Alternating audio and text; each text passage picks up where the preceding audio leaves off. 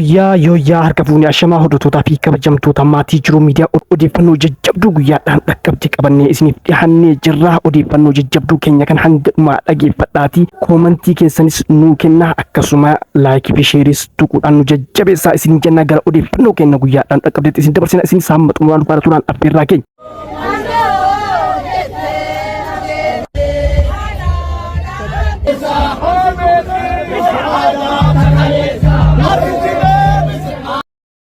Arsiin gosa Oromoo keessaa tokko yoo ta'u, uummata miidhagina aadaa, ulfina seenaa fi jabeenya duudhaa of keessatti hammatedha. Gosa Oromoo keessaa isa tokko kan ta'e uummata Arsiitiin biyya keessaa fi biyya alaan maqaa guddaa qaba. Uummata aadaa gabbataa, seenaa boonsaa fi gootummaa gita hin qabne qabudha. Arsii jechuun sirna gadaa keessatti uummata dursa qabuu fi aadaan Oromoo daandiirraa akka hin maqneef uummata eegudha. Arsii bareedduu gosaa, Arsii asheeta aadaa, Arsii waaqaaf waadaa, Arsii gadaa keessatti jaalalaa, Arsii Oromiyaa keessatti kallacha, Arsii haadha aboola Oromoo, Arsii qalbii fi duudhaa waliin qabu, Arsii seenaa gabbataa qabu, Arsii arsooma dhorsaa. Uummanni Arsii uummata aadaa fi heera ofii tiffatu akkasumas hayyoota aadaa fi abbootii gadaa isaa kabaju gaaddisa jabeenyaa bakka Oromoon gosa biraa Oromummaasaa itti baratudha. Arsiin gootota hedduu kan biqilchee yoo ta'u, uummanni Arsii uummata quuqama sabaaf qabu, sabaaf du'uu hin sodaanne, bara hundaa qabsoo sabaa keessatti uummata gahee olaanaa taphachaa turedha. Gootota Oromoodhaaf gumaachite keessaa fakkeenyaaf kan akka Koloneel Aliyyi Cirrii, Jeneraal Waaqoo Guutuu fi kan akka Jaal Nadhii Gammadaa fa'a. Uummanni Arsii uummata lolus of duuba hin deebine akkasuma dubbatus fixuudha. Uummata Arsii wanti gosoota Oromoo kan biroo keessaa adda godhu osoo jiraatee eebbi isaas akkanam ittee dhinnaa hobbahaa ittee dhinnaa ijarraa hafaan nu hambisa. Faatee waaqni si dhagahi, lafti si dhagahi, gadaan si dhagahi, gadamoojiin si dhagahi, dhibeen si dhagahi, dhibaayyuun si dhagahi, gadabitti si galchi, gadaa si hulluusisi, waraana qaqeessin. Oromoo mana qaqaatti bulchi, dubartii hanfallatti bulchi, manguddoo alangeetti bulchi, odolcha kooratti bulchi, dhaltii okoleetti bulchi, sangaa harqootatti bulchi, ganyaa dhiribbatti bulchi, dololoo yaasiyyaa gabbisi, hinaafuu tuulii tuulaa hinaa jigsi. Oromoo biifaa godhii biiftuu ganamaa si godhii, ejersa gaaraa si godhii, korma nyaaraa si godhii, bokkaa siiroobii bokkuu si moosisii, laftana ititii idittuu nu obaasii, tun hanga toluutii haa qabattuun nama jalaa fuudhuuti. Egaa hordoftoota fi kabajamtoota maatii jiruu miidiyam yaa agadaa si koomandoo hadha adoolessa 12 bara 2025 godina Arsii lixaa aanaa nageellee Arsii hara laangannoo addacha guutuutti adeemsifamaa ooleen sirni qoraa adeemsifamaa jira. Sirna qoraa yaa'ii gadaa Arsii seerota gurguddoo 5 guyyaa muramuuf sirna gaggeeffamudha. Haaluma kanaan guyyaa hadhaa seerota ijoo 5 irratti qorti gaggeeffamee jira. Tokkoffaa yaa'a gadaa Arsii gara fuulduraatti akkamiin akka gaggeeffamuu fi yoom akka gaggeeffamu.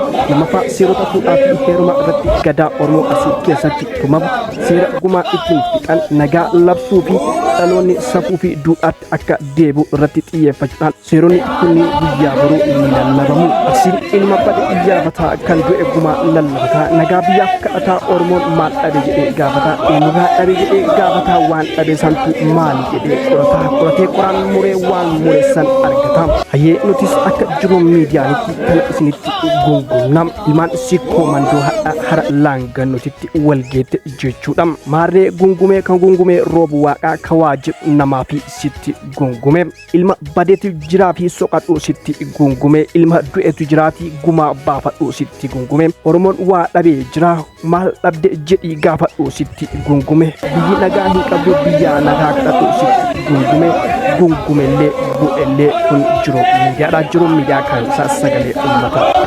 Maarree akka yaa'a milkii isiniif ta'u isin jenna ilmaan sikkoo mandoo yaa'a laangannootti wal geessaniif.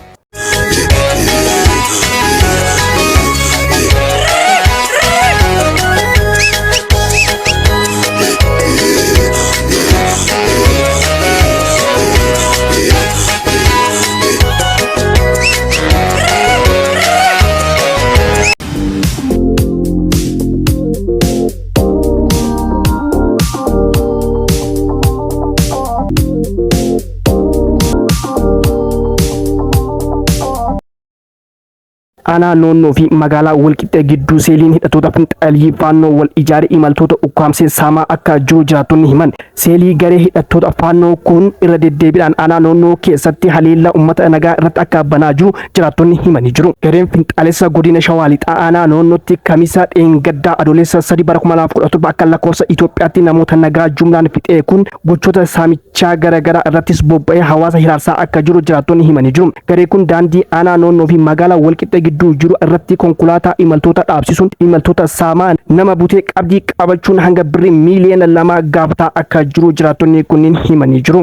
Qabsaa of dhaaduu hanga ammaatti argine hin beeknu bara kana garuu qabsaa of dhaaduu argaa jirra jechuudhaan namoonni komii isaanii gara sooshaal miidiyaa garaagaraatiin ibsaa jiru. Oromootiya gaafii isin gaafadha baga jiraattanii akkasuma yaada kee daqiiqaa tokko irratti dabaladheetiin wal geggeessina. Gaafiin kiyya dura dhugaa walii taa'imnu barcumarraa walii kaan malee dhugarraa waliin kaa'anii akkasitti hubachuun bareeda. Gaafiin kiyya ka duraa in general qabsaa'onni Oromoo akka walii galatti aktiivistirraa hamma political science yookiin hoogganaa dhaabaa tokko taga Jawaar Mahmaditti qabsaa'onni duraanillee warri hoogganaa dhaabaa Oromoo kan hoogganaa turan siyaasaa Oromoo geggeessaa turan aktiivistirraa jechuu kiyya hanga hooggantoota dhaabatti akka dhuunfattillee namni saba kanaa qabsaa'e artistiillee dabalataa jechuu artistoota Oromoolee dabalataa jechuu takka umrii keessanitti seenaa keessattillee haa ta'u hanga jiraattan kana keessattillee nama Oromoo waa hojjetee Oromoo qabsaa'ee Oromoo wallisee Oromoo dubbatee rakkoo Oromoo quuqaa Oromoo dubbatee qabsaa'ee walumaa galatti qabsaa'ee fi takkaa uummata Oromoo kanaan gadi bahee uummata Oromootti waan godheef waan dubbateef waan qabsaa'eef wareegama kaffaleef haa xiqqaattu haa guddattu takkaa nama gadi bahee an Oromootii akkana isinii godhe an Oromootii isiniif jedhee rakkadhe an isiniif jedhee maraadhe an isiniif jedhee qabsaa'e akkana ta'e qabsoo gartee wareegama kaffalee umrii kiyya guutuu isinii qabsaa'e isin nan gargaartanii isin maarree naan taatanii an kunoo akkana takkaa seenaa keessatti qabsaa'ota Oromoo ka gadi bahee ummata Oromootti waan ummata Oromootiif godhe himatu kireetii irraa barbaadu akka liqati irraa deebifachuudhaaf halkanii fi guyyaa waywaatu takkaa agartanii beeytu question gaafiidha. Ana akka dhuunfaa kiyyatti namoonni uummata Oromooti qabsaa'aa turan waggaa 50-60 duras hanga irratti illee qabsaa'aa jiran. Wanti isaan waan godhaniif haa xiqqaattu haa guddattu namni kamu qaamni kamu waraana bilisummaa Oromoo kan nafsee qaalii kennaa jirurraa jalqabee namoota aktiivistoota irraa fi hundi isaanii jechuun hooggantoota dhaabaa individually akka dhuunfatti illee haa ta'u wanti isaan agartee waan Oromoo qabsaa'aniif qabsoo uummata Oromootii godhan wareegama uummata Oromootii kaffalan takka wanti isaan hin himanneef maalidha? Oromoo qulqulluu waan ta'aniif dhugatti Oromoo waan ta'aniif rakkoon ummata Oromoo rakkoo isaati rakkoo tiyya waan jedhaniif kaffaltii takka malee ummata Oromoo kana qabsaa turan jechuudha. Period. Oromoo qulqulluu waan ta'aniif shanyiin isaanii makaa waan hin qabneef nama afaan Oromoo baratee unu keessa dhalatee guddate waan hin taaneef. Kanaaf waan ummata Oromootii godhan ummata qabsoo ummata Oromootii qabsaa turan wareegama kaffalaa turan gadi bahanii ummata Oromootti hin himanne. Kana qulqulluu afaan Oromooti. Amma dhiyeenya kana artistiin tokko Kadir Martuu because takkaan agarre seenaa keessatti isa malee namni Oromootti agartee waan godheef himachaa jiru artistoota Oromoo keessa warreen gurguddaa ummata Oromoo kanaa fi qaamaa fi walleenis qabsaa'aa turan ummata Oromoo dammaqsaa turan bara dukkanaa san akka Jeneraal Umar Suleyman akka agartee Infinesh Qannoo akka Ali Birraa Dr. Ali Birraa Kadir Sa'iid Adam Harun Haloo Daawwe Ismaayyoo Muusaa Eebbisaa Addunyaa yookiin ammoo kan biraallee naa hima lakkoofneen finu jechuu barbaadeeti. Artistoonni Oromoo wanti takkaa arra kan warreen lubbuun jiran kan hin arra maqaa dhadhaa'e kun Zarii Wadaajoo fa'ee takkaa isaanii gadi bahee wareegama qaqqaalii ummata kanaa godhan gadi bahanii ummata Oromootti himanii an kana sanii godhe yaa ummata Oromoo na gargaara ummanni Oromoo na quban qabu angatii isaanii kaffalee na hirraanfate an kana godhe umrii kiyya guutuu ummata Oromootii kana godhe jedhanii takkaa gabbanii dubbatanii maaliif hin dubbatin Oromoo waan ta'aniif Oromoo qulqulluu waan ta'aniif hin dubbanne seenaa fi aadaa ummata Oromoolee keessa hin jirtu jechuudha. Waan saba keetii goote waan taateef deebistee hin himattu jechuudha. Kadir Martuu amma ani isinii jedhee maraadhe, ani isinii jedhee qabsaa'e, ani isinii jedhee maarreedha, yaa Oromootiyya, halkanii guyyaa waggaa 30 faa qabsaa'e. Sii gala. Yaa Kadir keenya mee qabsooftee galatoomi. Ati warreen amma maqaa tarreesse artistoota Oromoo kanneen amma maqaa tarreesse buleeyyii kanaa ol qabsoofte. warra wareegama kafalan warra dirree qabsoo keessatti qawwee fudhatanii hirmaatanii wareegama qaqqaalii kafalan isaan kana ol qabsooyte yoo qabsooyte ammoo har'a liqii akka liqiitti uummata Oromoo irraa kafalachuudhaaf halkanii fi guyyaa maa boocha waay aadaa keenya kee jirti qabsaa'onni Oromoo kaleessa Oromoo godhanii har'a idaa akka idaatti agartee uummata Oromooti dalaganii liqaa kafalatanii gaafa ammoo gaddeebi'an uummata Oromoo irraa liqaa kafalachuudhaaf qabsaa'anii adeeroo liqaa kan kee dadhabne ati idaa halkanii guyyaa nutti himatta Oromoo qabsaa'ee Oromoo maraadhe jetta waan agartee takkan jirre uummata Oromoo seenaa uummata Oromoo keessa hin jirre takkaan dhagayin qabsaa'ota Oromoo irraa takkaan dhagayin har'a idaa uummata Oromoo miliyoona 60 irra galchite isinii qabsaa'aan isinii maraadhaan isinii akkana ta'e isinii torchi ta'e maarree ta'e jinnii ta'e jettee halkanii guyyaa nutti bootte jechuudha. Yaa Oromoo yoo dandeessan idaa Kadiir Martuu nurraa baasa hanurraa callisu. Idaa Kadiir Martuu nurraa baasa kafala haa jiraatu. Nullee nagartee haa galfannu nagayaan agartee haa jiraannu akka agartee seenaa haaree nutti hin galmeessini namni Oromoo qabsaa hundinuu akka idaatti uummata Oromoo irra qabatee booda gaddeebi'ee akka idaan hin kaffalchiif amma ofirraa kaffallee nagaan ofirraa haa dhaabnu. Namni Oromoo qabsaa'e qulqulluun dhiigan qulqulluudha. Oromoo irra dhiidhaan qabatu an Oromoo sii qabsaa'e maarreedha hin jedhu Kadiir Martuu kun eenyudha Kadiir Martuu question mark.